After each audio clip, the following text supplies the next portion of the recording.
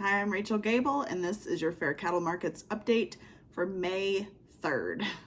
I hope you guys had a good weekend. It's Sunday here while I'm recording this for Monday morning, and we just finished branding. And boy, the wind kicked up when we were almost done, and it came in and rained a little bit. And there's not too many better ways to end a branding than with a little bit of rain, so we sure appreciated that. For your news this morning, Thune and Stabenow have reintroduced the cover crop legislation that they brought forward last year. Thune, of course, who has been a longtime member of the Senate Ag Committee, and Stabenow, who is the chairwoman of the Senate Ag Committee, reintroduced the Cover Crop Flexibility Act to remove the prohibition on harvesting or grazing cover crops on prevented plant acres prior to November 1st. And are hoping to allow this flexibility outside of the primary nesting season. This cover crop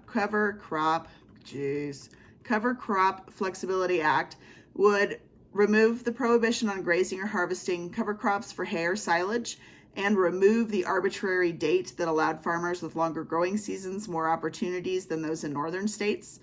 Farmers would still have to plant cover crops on approved lists to prevent manipulation of the flexibility and avoid harvesting during the primary nesting season of local birds. Secondly, it would allow the USDA to include cover crop seed costs, which would be nice, when it sets the factor that is used to calculate the prevent plant indemnity.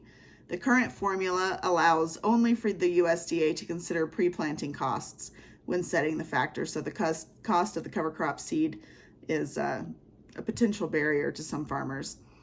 Thirdly, it would direct the USDA to conduct a study to examine the extent that cover crops reduce risks of prevent plant and other crop insurance losses. So with so many of us in really dry country right now, this removing the prohibition on grazing or harvesting the cover crops might be something that's something that we might all need to look to.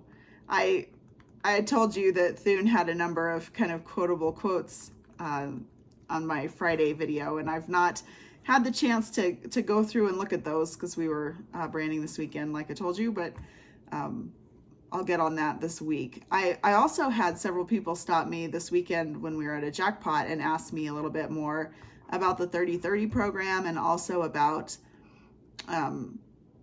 the situation with the USDA reimbursing black farmers. So I will do some research on that and get back with you on one of my videos this week.